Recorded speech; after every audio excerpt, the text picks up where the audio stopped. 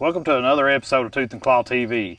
This particular episode unfolds a little differently than what you're used to seeing from us here at Tooth and Claw. And another thing special about it is for me especially, is somehow I was able to talk my wife Crystal into joining along and running the camera for me. So let's go ahead and jump right into the action and see how this hunt unfolds. Good afternoon. It's about 2 hours away from sunset, and we're down here going to try to make a couple coyote stands. I actually had a farmer call me about an hour ago and said he heard sound like 2 or 3 coyotes back here howling back here in this thicket that's back here behind me. So still pretty early. We got plenty of time to work with this evening. We're gonna get back here and make a couple stands and see if we can't kill us something.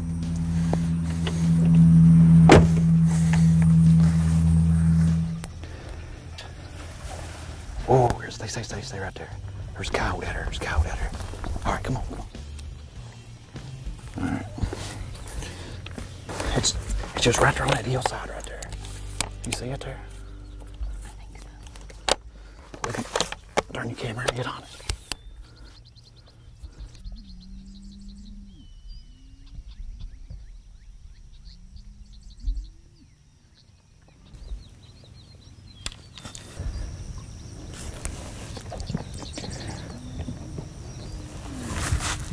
All right. Woo!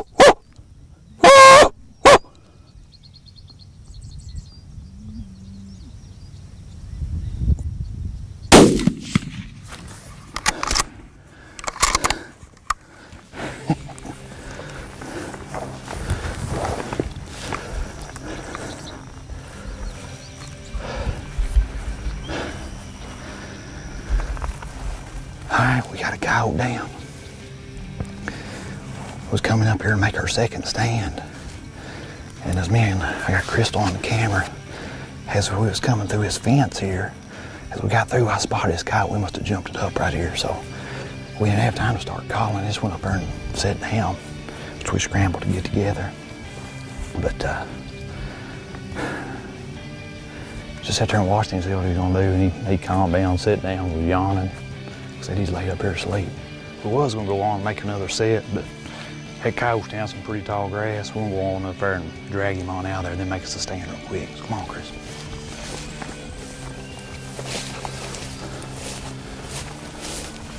There it is, Crystal. Whew.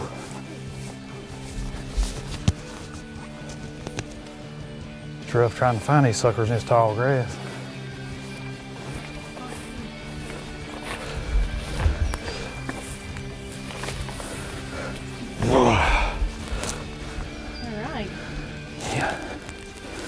Meal.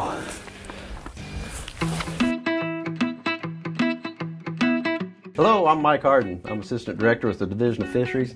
I got some exciting things to tell you today.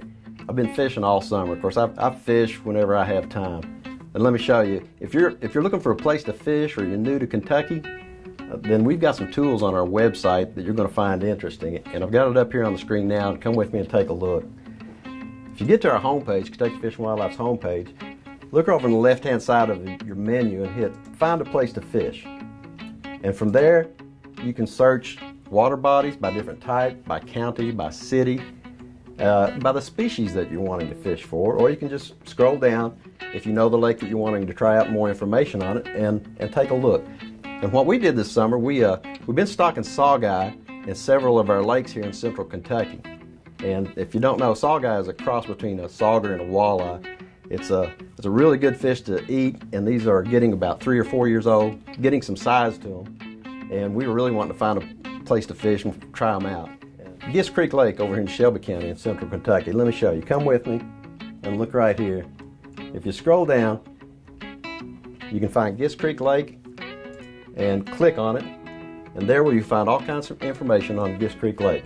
We have fish attractors in the lake, and we have a largemouth bass fishing report. We have the regulations that apply to that lake. But what we were looking for is in Google Maps, we have 5-foot contour maps of the bottom of that lake. We know saugeye like mud flats. And so if you pull that up, you can look at the 5-foot contours, and you can hit 5-foot, 10-foot, 15-foot contour depending on what kind of detail you want to look at. We found some contour lines where we have big broad areas of these flats. And so we went and we took our boats and we decided to give it a try, and we hit jackpot. And I'm not kidding. I've been after these things for a while and had no luck, and you did a little homework on our website, and here are the results.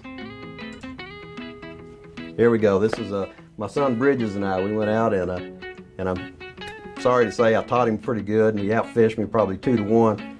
But a 21.5-inch saw guy and many more.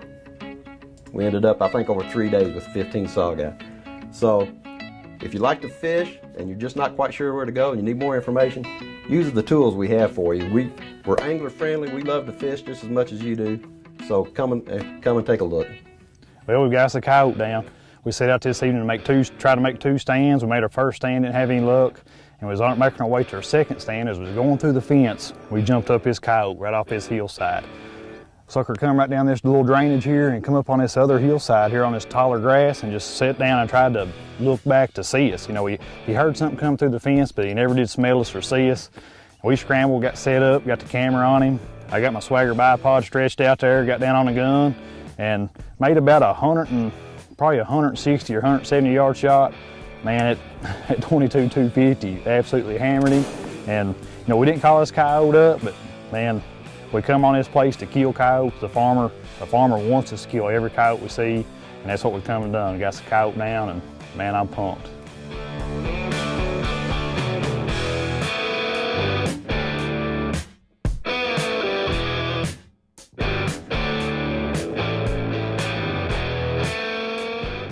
So as you've seen, there was no calling on this coyote hunt. It pretty much turned into a spot and shoot hunt.